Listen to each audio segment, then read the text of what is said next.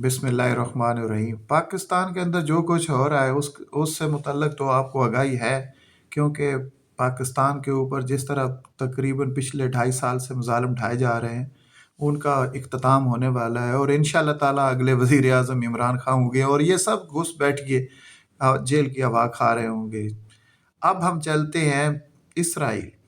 जिस तरह पिछले 3 दिन से यमन वाले उनके ऊपर मतवातर मज़ाइलों की बारिश कर रहे हैं और उनको छुपने की कोई जगह नहीं मिल रही, वो शेल्टर के अंदर गए हुए हैं और वहाँ पर अफरा तफरी है। और आज तकरीबन 20 से ज़्यादा जो लोग हैं उनके इस वक्त डेथ कंफर्म हो गई है और बेशुमार लोग जो हैं वो इस वक्त अस्पतालों के अंदर हैं। आप लोगों ने देखा तकरीबन 2 साल हो गए हैं यूक्रेन में रशिया और यूक्रेन की जंग को, और तकरीबन 1 साल से ज़्यादा अरसा जो हो गया वो इसराइल फ़लस्तीन के ऊपर जिस तरह मज़ालिम ढा रहा था। उसके बाद एक हमने सिलसिला ये देखा कि ईरान की तरफ से इसराइल के ऊपर 2 हमले किए गए। एक हमला तो आपको पता है कि वो सारी रात हम जागते रहे, देखते रहे कि वो मिसाइल कब पहुंचते हैं। लेकिन दूसरा जो हमला था उसमें इसराइल का नुकसान ज़रूर हुआ, लेकिन उसको कमांड उस वक़्त रशिया कर रहा था। बाद में जो गेम थी वो सारी के सारी आपने देखा कि फ़लस्तीन के और हिज़्बुल्लाह के जो सदर ईरान के हैं उनको किस तरह मारा गया, उसकी सारी दास्तान आप लोगों तक पहुंची होगी।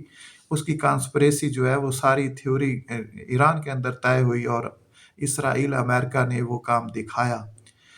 उसके बाद जब रशिया एक्टिव हुआ और हिज़्बुल्लाह के साथ मिल कर के उन्होंने मतवातर 3 दिन जब मिसाइलों की बारिश की तेल अवीव और इसराइल के अंदर, तो वहाँ पर उनका बहुत बड़ा नुकसान हुआ। इवन कि वो दिन ऐसा था कि जब इसराइल शिकस्त तस्लीम करने वाला था और उसकी बैक पे जिस तरह ईरान ने रशिया की बैक पे खंजर घोंपा और मुसलमानों के खून के साथ गद्दारी की, जो फ़लस्तीन के नहाते लोगों के ऊपर मतवातर 1 साल से ज़्यादा अरसा नेटो और ख़ास तौर पर इसराइल दरिंदा जिस तरह के मज़ालम करता रहा मस्जिदों के ऊपर, अस्पतालों के ऊपर, स्कूलों के ऊपर, और बेगुनाह लोगों, बच्चों, औरतों को शहीद किया, जिनकी तादाद आज तक किसी को मालूम ना हो पाई है। सरकारी तौर पर जो फिगर है वो फग है, वो कोई सही दुरुस्त फिगर नहीं है। लेकिन अब जो ये सारे हालात एक तरह अपनी तरफ चले गए थे जब ईरान ने गद्दारी की, ये सारे सिलसिले में वो अभी आप लोगों के सारा उसका पता चल जाएगा। जो ईरान के ऊपर पाबंदियां थी व्हाट्सएप की और दूसरी गूगल की, वो आज उठा ली गई हैं। वो अमेरिका की वो ज़ाहिर है कि उनकी कोई खुफिया डील है जिसका ये सारा कुछ नतीजा ये सामने आ रहा है। लेकिन शाबाश यमन वालों के जिस तरह वो मतवातर पिछले 3 दिन से इसराइल के ऊपर मिसाइल गाड़ रहे हैं और वहाँ पर अफरा तफरी मची हुई है। ये क्रेडिट किसको जाता है? ये हमारे जितने भी इस वक्त मुसलमान ममालिक हैं उसमें से यमन वालों को ही जाता है। यमन वाले ही को निकले हैं ऐसे गैरतमंद जिन्होंने मुसलमानों का जो एक तमस्कर बना बना हुआ था दुनिया के ऊपर, उसको सहारा दिया है। अल्लाह करे कि ऐसे ही हो कि कोई ये और उसी तरह की गेम ना हो। लेकिन लगता है कि यमन वालों ने रशिया के साथ मिल के ये आगे जो है वो सिलसिला बढ़ाया है और जिससे हम बतौर मुसलमान फ़ख्र महसूस करते हैं।